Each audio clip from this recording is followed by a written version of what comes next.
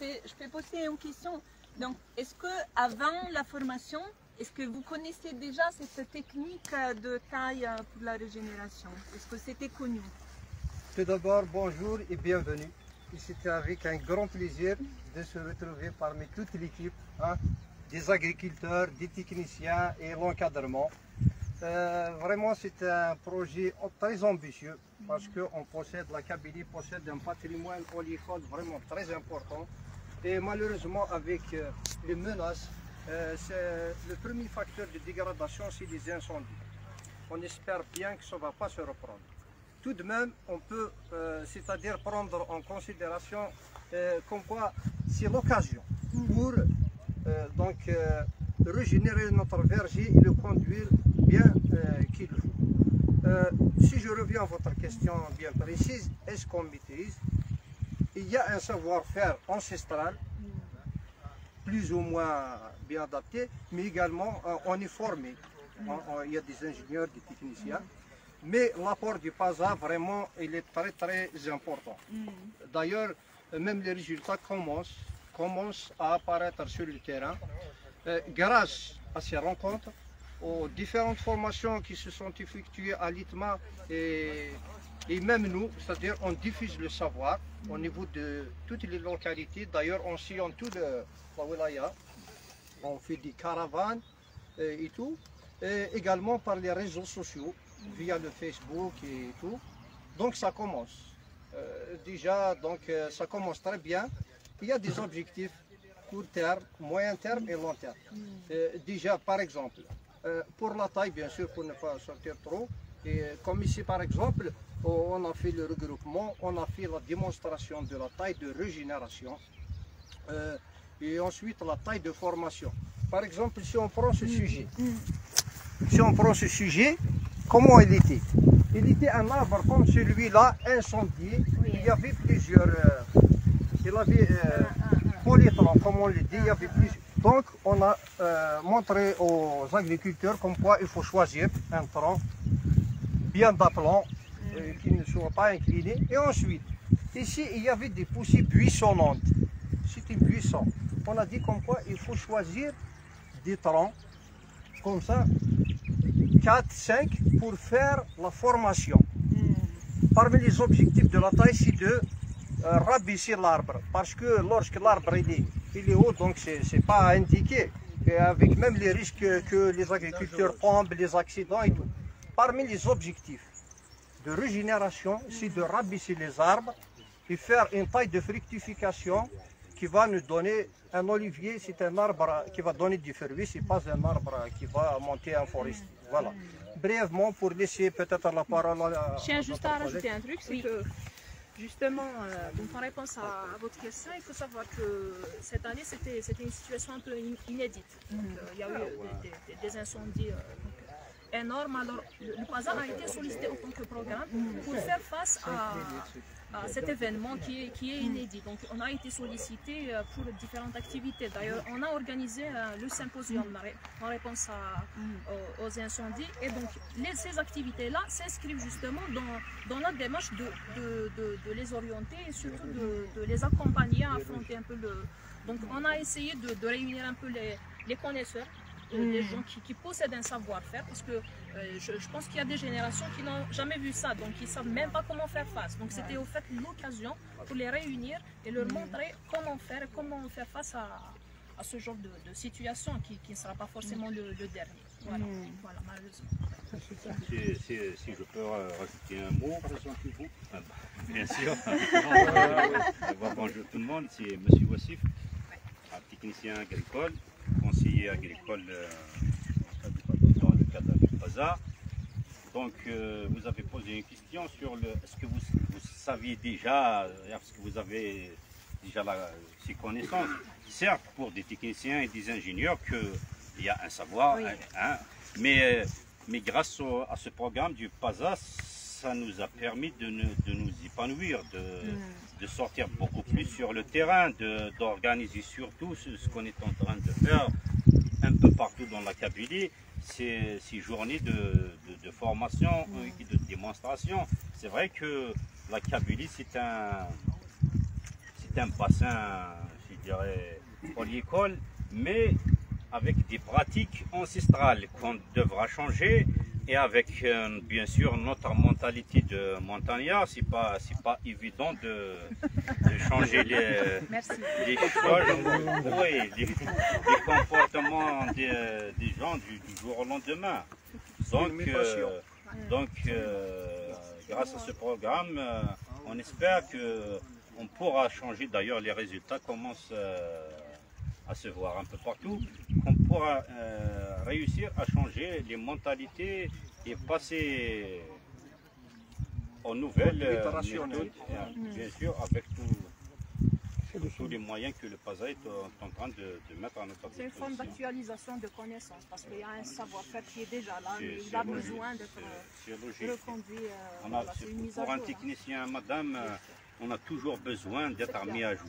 D'ailleurs, dans notre quotidien, même dans notre travail administratif, les agriculteurs chez nous, ils sont polyvalents. Ils ne sont pas spécialisés. Donc le matin, il doit se lever pour traire sa vache. Ensuite, il doit partir pour cueillir ses olives. Ensuite, faire autre chose. Donc à chaque fois, on a besoin de les rappeler pour faire ça, sinon... Il faut respecter un calendrier culturel bien défini. Donc ces formations nous permettent de le faire. Parce qu'il y a des formations pour chaque événement, chaque étape. Voilà. D'ailleurs, Ahmad, je ne sais pas, est-ce qu'on va parler uniquement de la taille ou bien on va parler général? Comme vous voulez. Moi, je suis à l'écoute. Oui, voilà, la taille, certainement, c'est une, je dirais, donc, comme on l'a dit, c'est dans le cadre de la conduite technique, c'est une chaîne.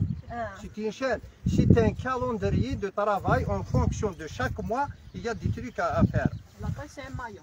Voilà, la taille, c'est parmi les plus grandes tâches qui déterminent la production du verger. Hein, c'est parmi les très bonnes choses à maîtriser, mais également sur le plan de la récolte, puisque l'objectif final, c'est de produire une huile de qualité. D'ailleurs, dès maintenant, on est au mois de mai. La récolte sera dans le mois d'octobre-novembre.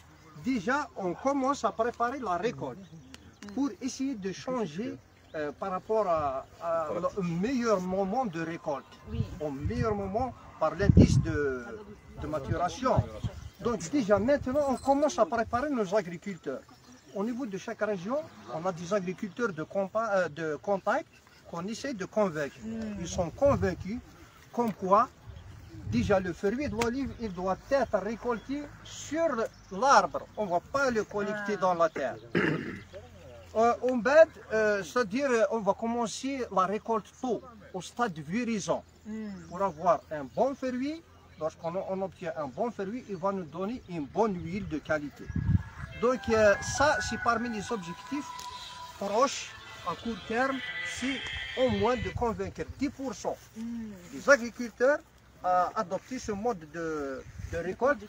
Et eux, ils vont faire tâche d'huile et ça va circuler l'information et tout. D'ailleurs, parmi les facteurs très importants qui peut, c'est-à-dire consolider cette idée, même le prix de vente de cette huile sera un peu supérieur par rapport à l'ancien prix. Automatiquement, l'information va sortir. Oui, d'ici 2 ans, 3 ans, 4 ans, sincèrement, Inch'Allah, on va c'est-à-dire arriver à convaincre les gens et faire la mutation voulue pour le secteur oléicole. Voilà. Ce que vient de dire le conseiller est très important et c'est ce qui rend difficile le dispositif de formation, c'est qu'il faut coller aux périodes de culture, au calendrier culturel. Un calendrier. Et donc, lorsque Yamina est arrivée, elle nous a offert le calendrier berbère traditionnel, le calendrier culturel, mais ça rend, vous imaginez, sur 3 wilayas, 45 conseillers, 18 formateurs pour arriver à coller au calendrier culturel.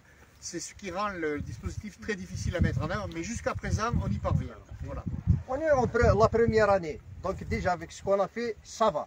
Oui. Si on peut estimer, si on trace un objectif de 100%, si on atteint 70, 80% déjà, c'est bon.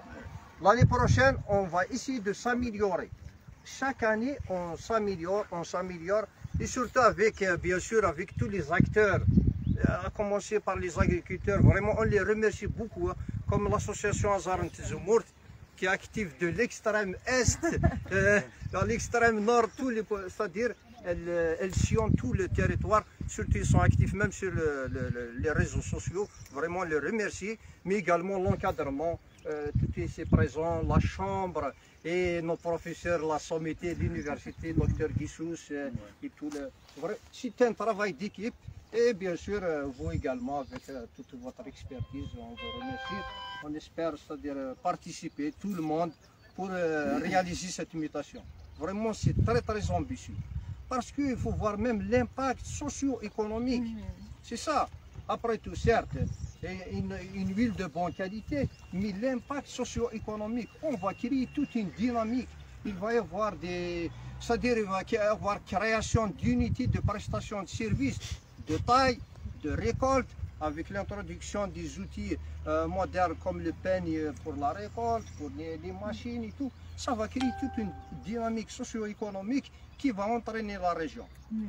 Parce que, vous savez, moi j'ai fait un entretien avec quelqu'un, donc c'est un vieux, ils avaient dans un village, et à l'époque, je lui ai dit, je vous pose des questions, vous me répondez. Combien d'huileries vous avez les années 50 au niveau du village? Il m'a dit, on avait 3 huileries à l'époque. Combien de jours vous travaillez par année? Il m'a dit, on arrive des fois jusqu'à 6 mois. Moi, j'ai pris la moyenne de 100 jours. Combien vous faites par jour? Il m'a dit la moyenne de 3 quintaux et tout. J'ai fait les calculs. À la fin, lorsque j'ai converti la quantité d'huile en dinars, j'ai trouvé que le village rentrait 12 milliards de centimes par campagne oléicole. 12 milliards de centimes par campagne oléicole. À l'époque. À l'époque. Donc, parce que les gens à l'époque, ils étaient, c'est-à-dire la majorité, 80% de la population vivait de l'agriculture et tout. Donc, avec toutes, c'est-à-dire les données pédoclimatiques et tout, donc on est dans le bassin méditerranéen après tout, donc c'est le milieu de prédilection de l'olivier. On peut vraiment créer une richesse, rien que avec l'olivier. Déjà avec l'olivier, sans parler de... Juste, pardon, moi je suis un résident. Je suis un résident de la commune. Je suis en retraite, donc je suis un simple citoyen. Mais j'aimerais vous poser une question concernant la région. Est-ce qu'elle est ressemblante, par exemple, à la Catalogne, au nord de l'Italie, au sud de l'Italie, les zones oléicoles? Oléicoles, on dit. Ce terme, il est un peu... Voilà. Est-ce que c'est ressemblant? Est-ce que les procédures que vous envisagez de nous montrer, de nous... Est-ce que je peux vous arrêter tout de suite? Nous avons conçu les référentiels de formation avec plus de 100 personnes qui sont 100% algériens. Parce qu'ici, il y a toute l'expertise.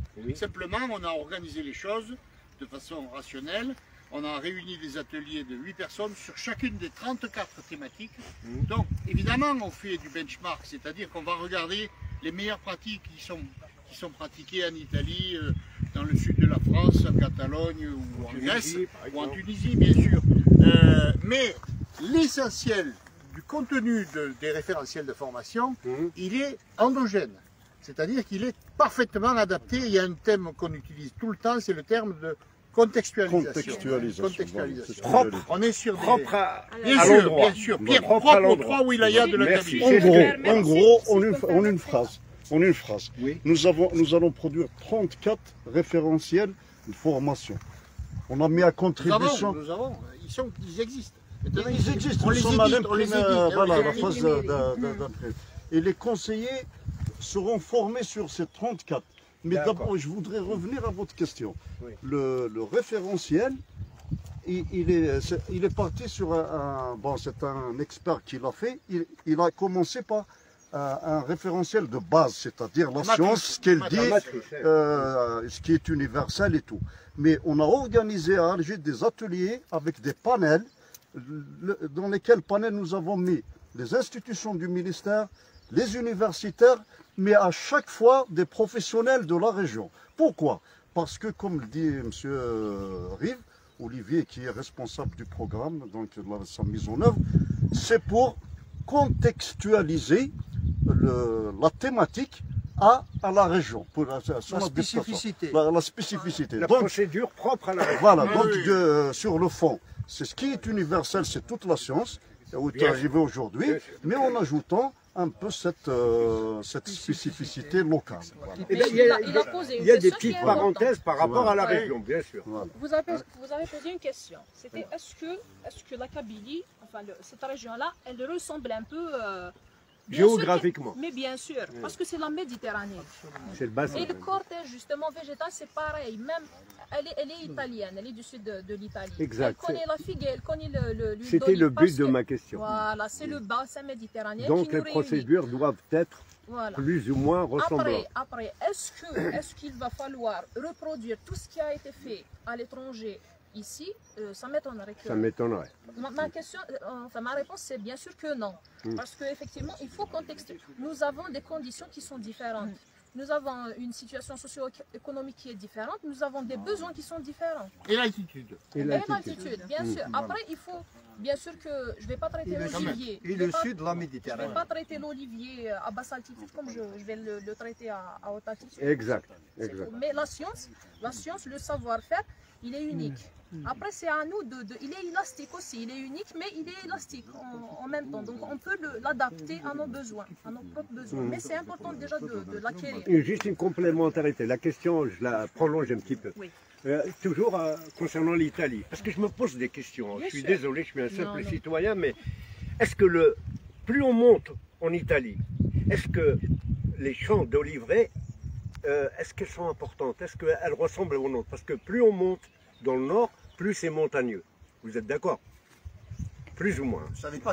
La plaine du Pô, elle est au Non, nord. non, non, Ouais. pas. C'est une Non. botte l'Italie. hein, C'est une botte. C'est Je un- parle pas du bas, je parle du haut. Non, mais c'est une botte l'Italie, mais en effet, les montagnes, c'est l'épine dorsale de l'Italie. Donc, vous Oui. avez des montagnes au nord, vous avez des montagnes au centre, vous avez des montagnes jusqu'à la pointe de la botte. D'accord. Donc, Mais les montagnes l'oliveraie, sont est-ce qu'elle partout. suit L'oliveraie, en allant vers alors, les Alpes? Déjà, mais si moi je suis pas ni ingénieur agronome, ni spécialiste. Non, parce que moi je fais la référence par rapport à non, mon pays. moi, le je peux Jura, vous parler du paysage de lac l'Italie. Fadou. J'aimerais le situer parallèlement pour me faire une idée. Ok, donc côté paysage, donc je parle pas technique, j'ai pas une réponse technique, mais côté paysage, comme Parce que une vous simple êtes un grand citoyenne que moi je suis de l'Italie, le paysage en Italie il change comme je pense ici en Algérie, Bah oui, oui, selon si on est en montagne ou pas en montagne. Exact.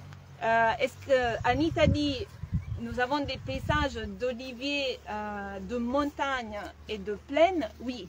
On a aussi, nous, des oliviers de montagne. Mais c'est même pas ma région, donc même moi, je les connais que par carte postale, je les connais même en pas de France, manière monsieur. directe. Oui, Même mais en France, quand même. vous êtes concerné ou c'est pas ça? Parce qu'il faut revenir au sujet. Ce Oui. qui caractérise le verger kabyle, c'est quand même qu'il est en grande partie en zone de montagne. C'est un verger extensif. Donc ça apporte des atouts, y compris sur le plan de la façon dont on va pouvoir catégoriser cette huile, la distinguer, la marqueter et trouver un marché approprié en plus du marché domestique. Donc ça c'est un élément très important de différenciation. Vous le savez, dans le marketing, il faut trouver son segment. Et ici, il y a un gros potentiel pour identifier des segments organoleptiques liés au terroir, liés aux variétés et à la typicité et à l'altitude. C'est quand même ce qui caractérise le verger, c'est qu'il est pour une partie au-delà de 1000 mètres, hein, ce qui le distingue clairement des vergers européens. Pardon, si vous permettez, Oui, monsieur Haddadi. moi ce que je voudrais rajouter, ce qui n'a pas été dit, mais j'imagine que vous l'avez assez bien saisi, Madame Vitali, c'est autour de votre première question et la réponse de nos conseillers. Moi, ce que j'ai relevé, et ils vont peut-être vous le dire après, c'est que l'euphorie et l'enthousiasme en tout cas avec lequel ils ont parlé sur cette filière et leur engagement, je dis ça parce que les connaissances, c'est des gens qui sont vraiment engagés sur cette filière. Je pense qu'il y a quelque chose qu'ils n'ont pas dit parce qu'ils pensent peut-être qu'ils n'ont pas à le dire ou alors ils n'ont pas le droit de le dire. Moi je synthétise cette idée-là qui a manqué mais qui veut vraiment dire c'est qu'il faudrait aller au-delà de ce PASA vraiment pour accompagner encore cette filière qui, même avec tout le potentiel et avec tout ce que nous mettons, elle reste un peu de vulnérabilité. Peut-être que nous pourrons bien rentabiliser avec un programme. Je suis désolé. Pardon, monsieur. Pourquoi on n'aurait pas le droit de dire ou de demander? Non, je parle. Non. Si vous me permettez. Non, je dis ça pour rire. Sincèrement, monsieur Hdadi, il nous a ouvert le portail pour bien, c'est-à-dire, sincèrement, parce qu'on s'est limité la taille, non, c'est plus ambitieux que ça, c'est-à-dire les objectifs sont encore plus ambitieux et tout. Je dirais que ce programme est une aubaine. C'est une aubaine. Premièrement, si on parle de la coopération internationale, parce que finalement, de nos jours, le monde c'est un village. On est tous des êtres humains, on vit dans ce globe. L'enjeu principal, c'est de sauvegarder ce monde, c'est de travailler dans le cadre du développement durable. On est dans ce globe qui est, je dirais, dans l'espace. On doit le sauvegarder. On va satisfaire les besoins actuels tout en pensant, c'est-à-dire aux générations futures, à nos enfants et tout ça. On va travailler développement durable. Comme vient de le souligner M. Rachid Haddadi, on souhaiterait bien que ce programme ne s'arrêterait pas ici. On souhaiterait bien que l'Union européenne va penser à une coopération longue durée et durable. Comme le travail durable, c'est-à-dire qu'il faut penser à des programmes à l'avenir. Il ne faut pas s'arrêter ici parce que c'est malheureux, c'est-à-dire avec tout cet engagement et tout. Et après tout, on est des voisins. On a, comme on dit maintenant, c'est la coopération gagnant-gagnant. Parce que ce qu'on possède ici, que ce soit sur le plan agro-climat, l'Europe n'existe pas. Également, eux, ils ont des qualités qu'on n'a pas. On est condamné à travailler ensemble. On souhaiterait très bien que ce programme ne s'arrête pas ici et que l'Union européenne va penser dans l'avenir pour d'autres programmes dans ce sens.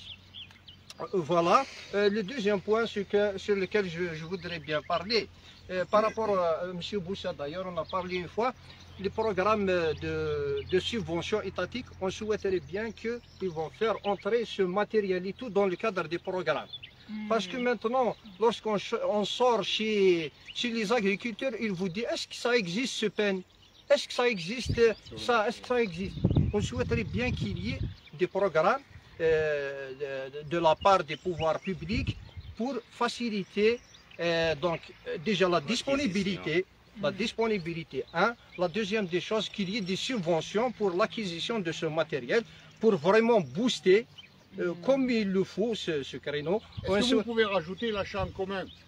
Quoi? L'achat en commun. Oui. L'achat en commun. Ah oui, bien sûr, oui. Parce que même les agriculteurs maintenant, lorsqu'on parle avec eux, on les incite à se regrouper. Le meilleur, donc exemple, il est donné par Azer Ntizmour. D'ailleurs, on voit, c'est des jeunes, Allah Ibarak, ils ont également des grands et tout, mais on les incite à entrer dans le cadre de la coopération, dans les associations et tout. De toute façon, ça va venir. Tout de même, l'Union européenne doit être à nos côtés pour, c'est-à-dire d'autres programmes, Inch'Allah, dans l'avenir. Voilà. Si je peux rajouter, c'est que lui, il a carrément zappé le truc que je vois moi. C'est la question de, c'est vrai que on commence à avoir des moyens, il y a des moyens qui sont mis à notre disposition pour faire avancer ce travail. Mais ça reste toujours, il y a des points qu'on devra regarder. Par exemple, ici, après notre passage, après notre journée d'ici, moi, je suis retourné ici.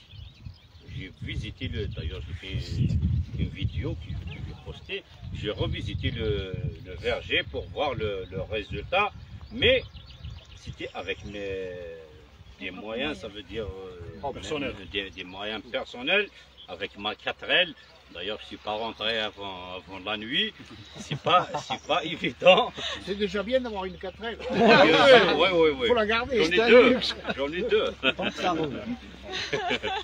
Donc, on aura aimé que d'autres moyens seront mis à notre disposition pour pouvoir, parce que c'est, vous savez, dans l'administration, nous, on manque beaucoup de moyens, ce qui fait même des véhicules de service et tout. Oui, y compris pour le conseil lui-même. Oui, donc pour organiser des journées, on a besoin de beaucoup de jours. On a besoin d'être souvent en contact avec les agriculteurs et la population. Donc on a besoin de bouger. C'est vrai qu'on fait de notre mieux, mais pour le moment, on arrive.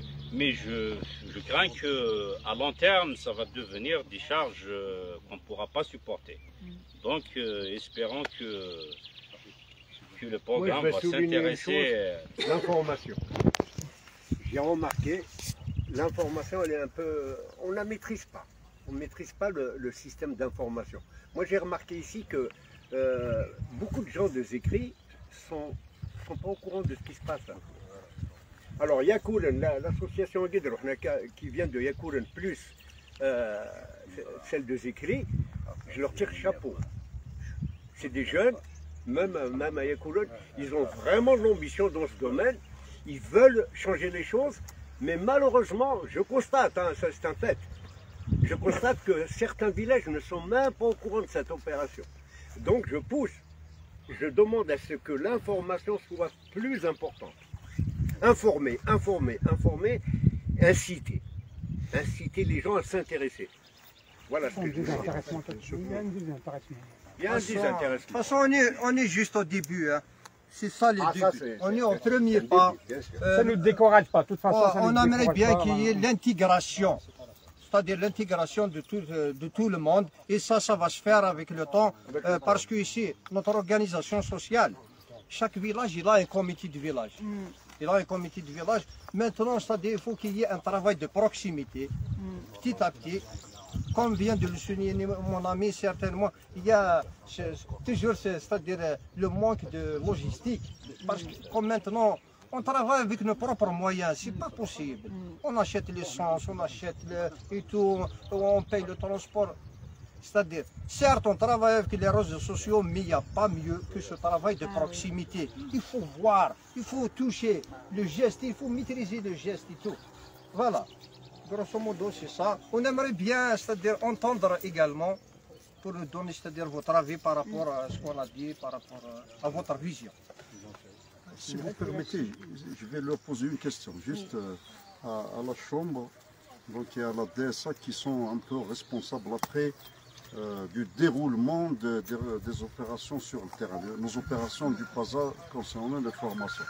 Je pose la question à eux parce que ça a été vraiment un peu plus dynamique que sur les deux autres wilayas ici à Tizi Ouzou. Je poserai la question sur au moins une ou deux thématiques sur lesquelles nous avions du matériel, nous avons fourni du matériel. Combien de journées vous avez organisé avec les conseillers? On va dire. Bon, avec nous, c'est vrai que dès que les conseillers ont été formés, donc nous avons organisé des journées. Donc il y avait déjà une journée où on avait plusieurs formations à travers toute la wilaya, c'est-à-dire plusieurs groupes. Il y avait 5 ou 6 groupes. Ils étaient un petit peu éparpillés et chaque conseiller, 2-3 conseillers, s'occupaient d'une région. Donc, avec le matériel fourni par le PASA. Donc c'était dans le cadre de la récolte. Dans le cadre de la récolte. Donc ça c'était très important. Il y avait même les autorités, il y avait même la radio, etc. Ils étaient là, donc on a intervenu. D'ailleurs même quand je réponds à monsieur, quand il dit que les gens ils n'étaient pas au courant, nous, il y a des spots radio des spots radio qui on a parlé sur le programme PASA, on a parlé sur les formations qui sont en train d'être faites au niveau de toute la wilaya. Maintenant, là je vous informe, il va y avoir des formations sur le greffage. Ça va se faire d'ici la semaine prochaine. D'ici la semaine prochaine, on va organiser plusieurs journées de formation sur la taille, le greffage, c'est-à-dire ce qui va suivre, jusqu'à la production. D'accord. Donc ça va se faire. Ça va se faire. Donc là, vous êtes au courant. On aimerait bien d'entendre. Donc vous savez, la coopération entre l'Union européenne et l'Algérie, comme vous l'avez dit, c'est une coopération gagnant-gagnant. Ce qui fait aussi que ce n'est pas l'Union européenne toute celle qui choisit quel va être mon prochain projet ou dans quel domaine, avec quel secteur est-ce que l'Union européenne va travailler. C'est une conversation qui se fait entre l'Union européenne et l'Algérie. Ouais. Donc, je dirais que ma première suggestion est que c'est vraiment le secteur qui doit faire remonter vers Alger ce besoin et cet engagement et cette envie qu'il y ait une suite. Donc ça, c'est ma première suggestion. Parce que nous, en tant qu'Union européenne, en tant que délégation à Alger, nous, on est vraiment à l'écoute. Mais après, on ne peut pas décider tout seul. Donc, il faut aussi qu'il y ait des négociations, des arbitrages entre les secteurs. Les négociations. Parce que vous voyez bien que quelqu'un pourrait dire bon, l'agriculture, elle a eu le passant, mais non, il faut donner quelque chose à un autre secteur. Ouais. Et il y en a d'autres qui pourraient dire, mais justement, le passant, il a très bien marché, donc il faut continuer le passant. Ouais. Donc c'est un arbitrage, c'est pas vraiment à l'Union européenne de le faire, c'est quelque chose qui est interne un peu... Déjà, nous, on doit exprimer le besoin. Absolument. On va donner tous les arguments. On va argumenter notre supposition pour renforcer, pour demander la suite. Ça, c'est vraiment faciliter les arbitrages. Ça, c'est la base. Ouais. J'ai une deuxième suggestion. Comme vous savez, surtout des jeunes aussi dans les associations et que vous êtes très actifs sur les réseaux sociaux, ma suggestion est de suivre les réseaux sociaux de l'Union européenne, de la délégation. Pourquoi? Parce que peut-être vous n'aurez pas un passage demain ou l'année prochaine. Ouais. Ça n'empêche que vous aurez peut-être un projet qui ne s'appelle pas PASA, qui n'est pas directement avec le secteur de l'agriculture, mais qui offre des opportunités auxquelles vous pouvez quand même accéder. Donc il faut aussi un peu sortir de la logique secteur et voir quelles sont les opportunités. Pourquoi? Parce qu'aujourd'hui, ce que vous faites, ça pourrait être de l'économie circulaire, de l'économie verte, du tourisme responsable, de l'innovation, du renforcement des coopératives. Donc il y a plusieurs labels. Donc il faut faire un peu ce déclic, et c'est ça que j'ai vu dans les pays européens. Il faut apprendre un peu la technique de dire, ok, quel est le label qui est à la page cette année? C'est la jeunesse? Ok, donc on va présenter notre projet comme un projet jeunesse. L'année prochaine, c'est l'écotourisme? Ok, donc on va faire un truc écotourisme. Je sais que c'est pas évident, mais il faut apprendre aussi un peu à jouer avec... Tendance. Oui, un peu avec les tendances. Oui, vraiment. Oui. Vraiment, comme on le dit, de la discussion jaillit la lumière. Vous nous aviez vraiment, c'est-à-dire bien éclairé, et vous nous aviez ouvert des horizons avec lesquels on peut, c'est-à-dire argumenter et avoir gain de cause, c'est-à-dire, comme vous venez bien de le dire, dans le cadre du développement rural, écologie, et tout ça d'ailleurs, l'olivier, l'arbre l'olivier, il est donc la locomotive du développement rural, il est un arbre fruitier, mais également il joue un rôle écologique, puisque par rapport à contre l'érosion et tout ça. C'est-à-dire quand même, vous nous avez ouvert des choses. Il y a une chose donc, que je vais dire à notre président, à M. Moussa et tout, comme quoi on doit faire un dossier bien solide qu'on va argumenter et qu'on va soumettre. On ne sait jamais qu'on va avoir un gain de cause. Et vous allez bien sûr nous soutenir. Voilà. Donc, on vous remercie. Aussi, hein, c'est pas de la façon de gérer aussi. Oui. Voilà, Monsieur Olivier, on aimerait bien vraiment entendre de vous. Ta belle voix. Ouais. Alors, moi je suis... Aujourd'hui, la voix, c'est surtout Serena, parce qu'elle a besoin de mesurer à la fois l'impact du programme, hein, et puis surtout peut-être dans une vision stratégique les perspectives. Comme elle a répondu, effectivement, le programme a déjà ouvert plusieurs chantiers, dont un qu'on va lancer qui n'était pas programmé dans le cadre logique initial, qui touche à toute la question du tourisme vert, de l'oléotourisme, de l'agritourisme lié à la filière oléicole, où nous avons quelques pistes, on fera au moins un état des lieux. Voilà.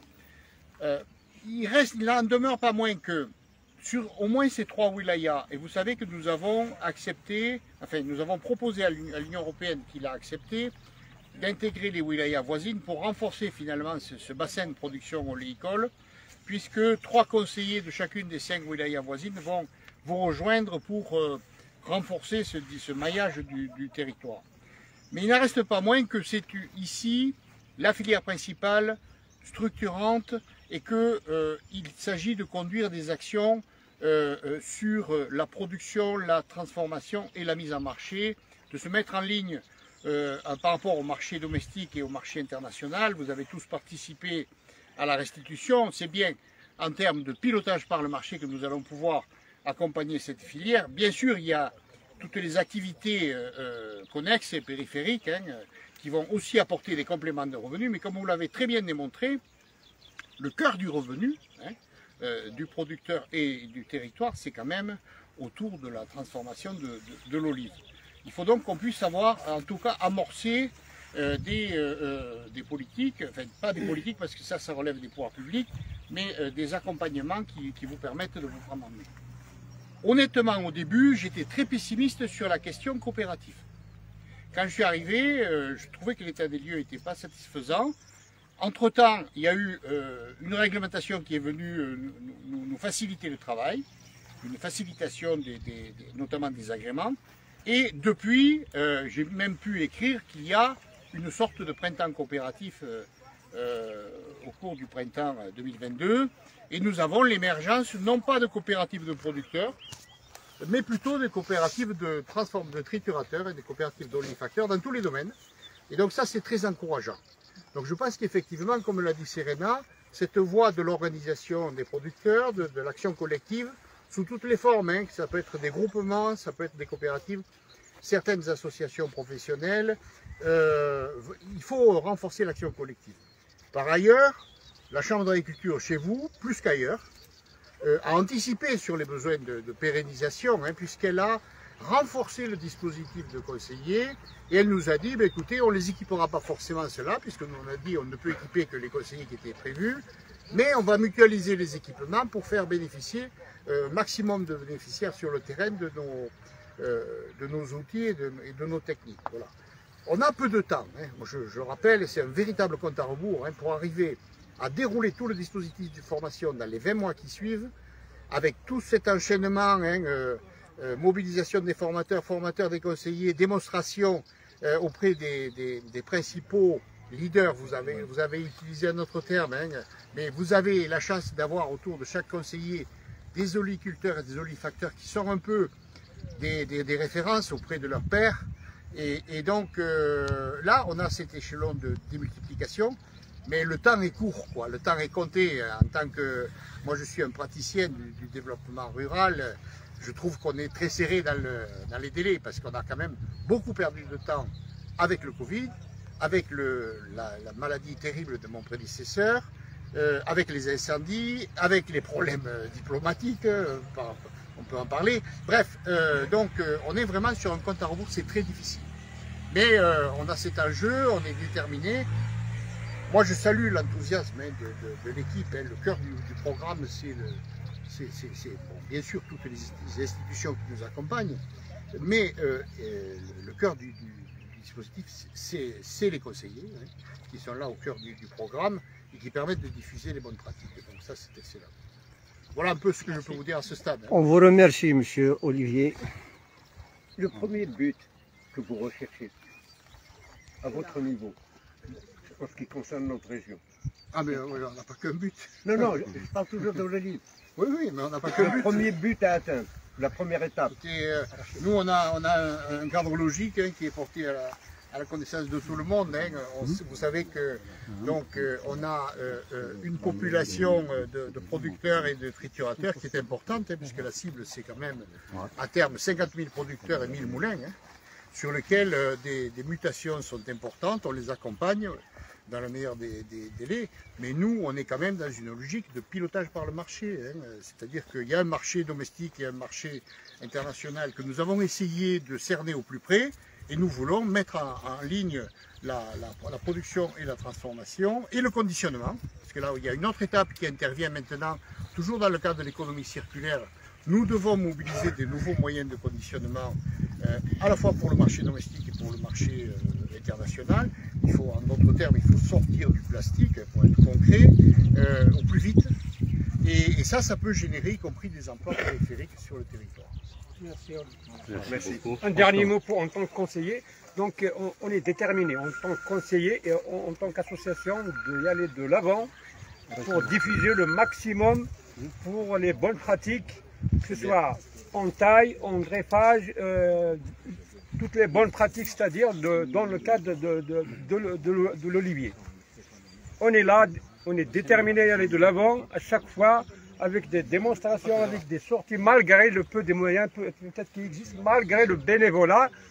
On est là jusqu'à gagner la confiance au moins des citoyens, même si c'est peu, mais à l'horizon, on a l'espoir d'y aller de l'avant. C'est bien. Merci. Je peux dire quelque chose aussi.